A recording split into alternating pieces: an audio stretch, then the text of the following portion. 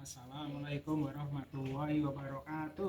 Waalaikumsalam warahmatullahi wabarakatuh. Nah, adik-adik, teman-teman, mas-mas, alhamdulillah ini kemarin kita terakhir pas bulan puasa ya. Terakhir puasa dari Kamis ya. Karena ada hari Jumat itu ada yang lebaran, ada hari yang Sabtu lebaran. Dan alhamdulillah ini 1 minggu, 2 minggu setelah lebaran kita bisa bertemu lagi. Mudik gak kalian? Mudik kemana? Nggak mudik? Nggak mudik. Asli sini? Ya. Sebelumnya kenalan ya. Nama saya Rohman. Ya. Jadi rumahnya sebelah timur SDIT. Gang SDIT kampus 1. Ya. Tapi aslinya bukan situ. Sama dengan kalian. Yang asli sini siapa? Yang lahirnya di sini? Aku. Sini. Rumahnya sini, perumahan GPI. Tapi orang tuanya mungkin bukan orang sini asli ya. Iya. Sama dengan Ustadz itu. Aslinya Karanganyar, Karangundang. Pernah ke sana? Yang banyak durian gitu. Iya kan? Pernah ke sana ya? Kalau musim durian, kita ke Lolong pasti melewati Desa Karangundang. Nah, itu tempat saya yang dulu. Ya, kalau lebaran mudiknya ke sana gitu. Kalau kalian mudiknya paling jauh mana ini? Kemarin. Kemana? Ada yang ke Solo. Ada yang ke mana? Yang mudik Ke Jakarta. Wih, keren. Ini masih apa namanya? Arba'in. Hambali. Aslinya mana, Mas?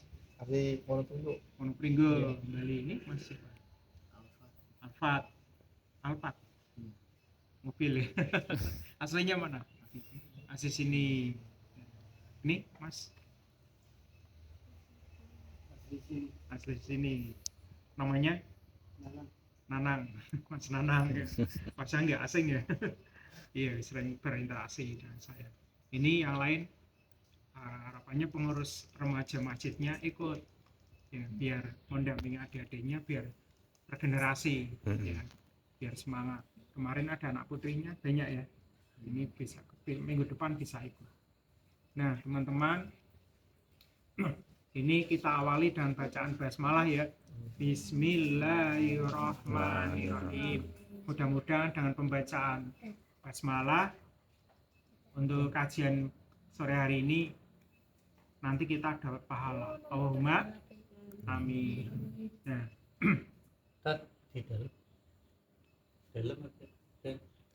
di dalam ini baik. minggu depan enggak? Minggu depan baik. Nah teman-teman, untuk materi hari ini Ustadz akan menyampaikan temanya berbakti sama orang tua. Kalau bahasa Arabnya itu birrul walidin. Siapa yang punya orang tua? Adik-adik. Ada yang salah satu orang tuanya sudah tiada? Mas Nana? Masih lengkap? Masih, alhamdulillah. Ya. Mas Alphard?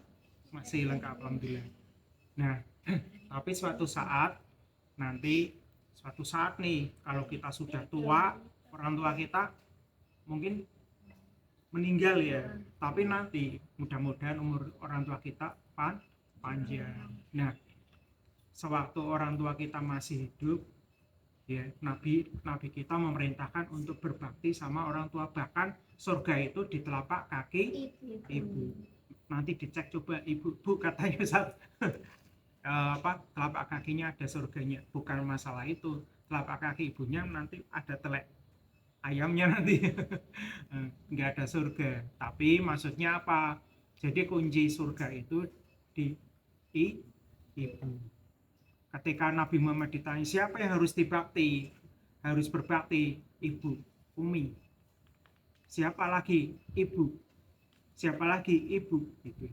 Jadi posisi ibu itu 3. Ibu, baru yang satunya ayah. Jadi mana keutamaan kita berbakti? Yaitu sama ibu. Kenapa kita harus berbakti sama ibu? Lebih utama daripada ayah karena ibu yang melahirkan. Ada yang dilahirkan dari ayah? Enggak ada. Ya enggak. Siapa yang mengandung 9 bulan? Ibu. Siapa yang membawa perut besar ke pasar, ada yang ke sawah, ada yang ke tidur pun ibu kita nggak bisa kemurep, betul nggak? Kalau kemurep gimana perutnya? Nanti kayak puteran, ya kan? Pasti terlentang, mau mereng nggak enak. Semakin besar umur 8 bulan sampai 9 bulan itu, nanti kadang kita laki-laki itu di dalam perut itu nendang, dus sini, betul nggak? Ingat nggak? Ya, nendang gitu ya. Nah ini perjuangan ibu, belum ya. Bahkan pada saat melahirkan ada di antara kita yang jauh di sana, ibunya ada yang tidak kuat, yaitu meninggal. Taruhannya nyawa sampai berdarah-darah pada saat melahirkan. Nah saat itu adalah ketika orang ibu kita meninggal saat melahirkan kita, maka dijamin masuk surga. Nah, kira-kira pas ibu melahirkan ayah kita sakit nggak? Enggak, cuma melihat, ya enggak. Makanya siapa yang harus berbakti? Ibu. Siapa lagi ya Rasulullah? Ibu. Siapa lagi ya Rasulullah? Ibu. Baru ayah. Itu. Jadi jangan sampai kita berani sama ibu kita. Contoh berani sama ibu. Contohnya apa? Coba. Menggebuk. Memukul. Ada yang pernah mukul? Pernah menampar ibu? Pernah nggak? Nggak pernah, luar biasa. Boro-boro menampar, bilang gini, kamu namanya siapa lupa tadi? Diki. Mas Diki, ambilkan garam di dapur. Mas Diki bilang, gitu aja. Itu udah dosa. Nggak bilang nggak mau, tapi bilang gitu aja udah penolakan. Ini sudah dosa. Kalau dipanggil ibu, siap bos. Siap dan pokoknya siap. Misalkan mau menolak nih, lagi asik makan, diperintah nih, kalau Mas Diki kalau mengambilkan garam ibu dapur, rawan makanannya diambil kucing. Berarti nolaknya gimana? Harus dengan sopan. Maaf bu, saya mau menghabiskan dulu, nanti baru diambilkan. Atau piringnya diambil di atas, taruh di atas meja, baru mengambilkan garam. Nah teman-teman, ibu, nah ada enggak yang durhaka sama ibu? Ada enggak? Enggak, maksudnya kira-kira ada enggak di sekitar luar sana? Ada. Pernah itu enggak? Pernah mendengar cerita maling kundang? Apa itu ceritanya? Seorang laki-laki, seorang anak yang durhaka sama orang tua. Nah ini suatu saat ya, ini yang terutama yang udah besar, suatu saat kerja, terus nanti sudah menjadi orang sukses. Ketika jadi orang sukses, orang tuanya datang dari kampung, orang tua kita hitam, lusuh, orang kampung.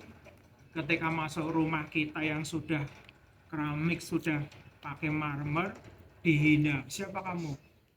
Saya tidak kenal engkau. Siapa kamu, nenek-nenek gitu. Yang jelas ibu kita semakin tua, wajahnya semakin keriput. Ininya semakin banyak memutih.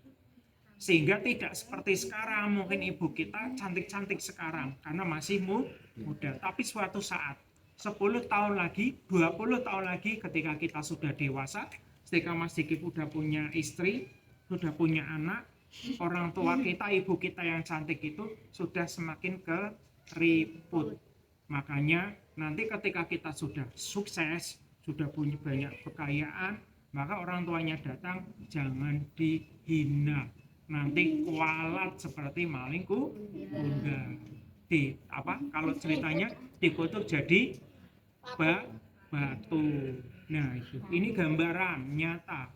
Kenapa ada kisah seperti itu? Itu membuat biar teman-teman menjadi muhasabah diri atau merenung, ternyata durhaka sama orang tua itu memang akan disiksa dan dimasukkan ke dalam neraka jahanam. Nih teman-teman, ingin tahu nggak kisi-kisi neraka seperti apa? Ingin tahu bocoran menceritakan neraka itu seperti apa? Siap ya. Ini teman-teman, ini Andika Andika Wah, neraka jahanam nanti. Ini yang paling main dulu. Nah nanti di neraka itu ada makan siangnya.